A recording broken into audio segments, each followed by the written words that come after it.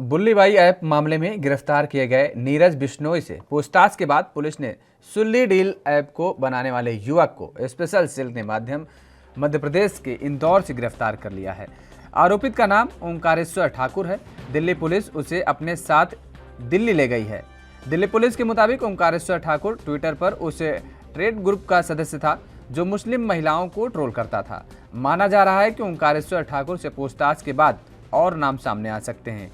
जानकारी के अनुसार सुल्ली डील्स ऐप के जरिए मुस्लिम महिलाओं को फोटो ऑनलाइन जारी करने के मामले में पहली गिरफ्तारी हो गई है।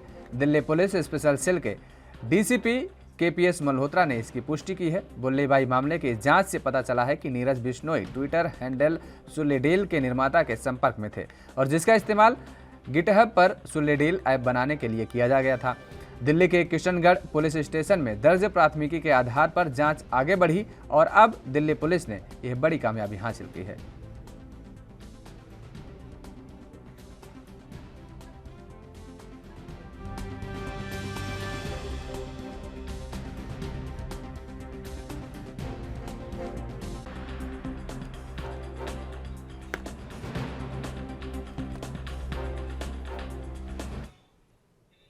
और इसी खबर पर ज़्यादा बातचीत के लिए हमारे साथ वरिष्ठ पत्रकार इंदुकान दीक्षित जी जुड़ चुके हैं। दीक्षित जी, बहुत बहुत स्वागत है आपका। जिस तरीके से पहले बुल्लीबाई का मामला सामने आया, उसके बाद अब जिस तरीके से हो रहा है कि सुल्लीबाई जो डील थी उसका मुख्य आरोपी जो था वो गिरफ्तार कर लिया गया है मध्य प्रदेश से। ऐसे में लगातार जिस तरीके से एक विशेष वर्ग की महिलाओं को टारगेट किया जा रहा है, बताया जा रहा है कि क्योंकि बुल्लीबाई ऐप से पहले सुल्लीबाई ऐप जब आया था उस दौरान भी तमाम सारे केसेस मामले दर्ज कराए गए थे, लेकिन पुलिस प्रशासनिक अधिकारियों द्वारा कहीं ना कहीं इसको हल्के में लेकर के ऐसे छोड़ दिया गया था। क्या यही वजह है कि सुल्लीबाई डील के बाद ये बुल्लीबाई जो ऐप आया है ये लगातार इस तरीके के मामलों को बढ़ावा देता रहा है? जी देखिए, पांडे जी, मेरा मानना है कि भारत में कानून व्यवस्था में जब भी खामियां होती हैं, लापरवाही होती है, तो इस ढंग की चीजों को बढ़ावा मिलता है और ये इसका सबसे बड़ा एग्जाम्पल है। देखिए, आज भी ये तो चर्चा में आ गया तो यहाँ गिरफ्तारियां हो रही हैं क्योंकि इसको सीरियसली मीडिया ने टेकअप किया कि लाइमलाइट में चीजें आ गई तो मुंबई पुलिस, दिल्ली पुलिस, सारे लोग एक्शन में दिख रहे हैं। लेकिन आज भी आप चले जाएं और गूगल में कहीं पे भी किसी भी सर्च इंजन में आप टाइप करके देख लें, कितने तरह के पोर्नोग्राफिक और कितनी तरह के इवन चाइल्ड पोर्नोग्राफी से जुड़ी वेबसाइट्स आपको नजर आएंगी जिससे बच्चों की, महिलाओं की तस्वीरें मिलेंगी। किसी पे एक्शन नहीं होता है।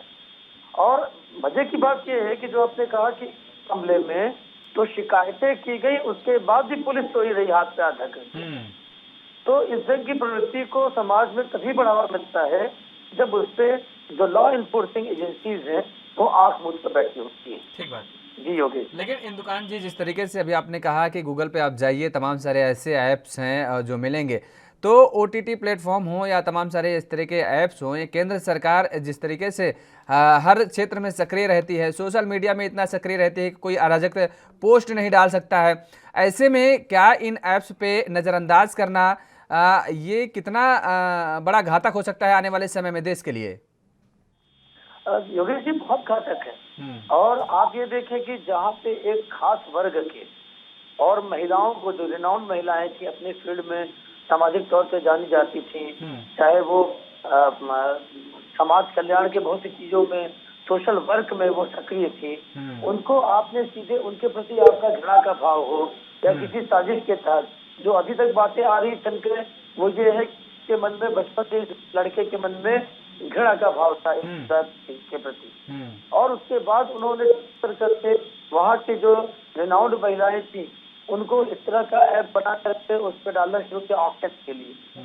और उसके लिए शिकायतें हुई। आप ये देखिए कि उसने जो बातें कही कि उन्होंने सुल्ली ऐप से इस चीज का लिया था, एक कैसे हम इस चीज को बढ़ा सकते हैं। तो सुल्ली डील देख करके उसने ये काम किया। सुल्ली डील पे अगर एक्शन हुआ हो तो बुल्लीबाई की बात आती ही थी, आप खुद सोचिए।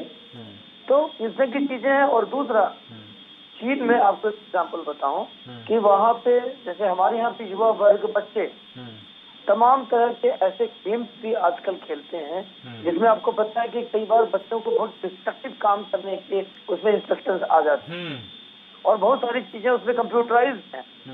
बनाने वाले को भी नहीं पता कि बच्चे उस पर क्या रिएक्ट करेंगे और कैसे उनकी जान तक चली जाती है। तो इस ढंग के ऐप्स का उपयोग करने में और उन पे काम करने में चीन में एक तरह की रोक है नेशनली, और किसी भी एक पर्टिकुलर आईपी एड्रेस से या किसी एक मोबाइल ऐप से लोग एक लिमिटेड टाइम के लिए ऐसे गेम खेल सकते हैं। लेकिन इस ढंग के रोक करने की आजकल डिजिटल वर्ल्ड में ये सुविधा होने के बावजूद हमारे देश में बच्चों को तमाम घरों में माँ बाप खुद पकड़ा देते हैं मोबाइल गेम खेलने के लिए, और इस पे कोई नेशनल पॉलिसी नहीं बनी है, जबकि तमाम ऐसे गेम्स के कारण बच्चे या तो उनकी मौत हो जा रही है, उनका समय उनका स्वास्थ्य दोनों खराब होता है।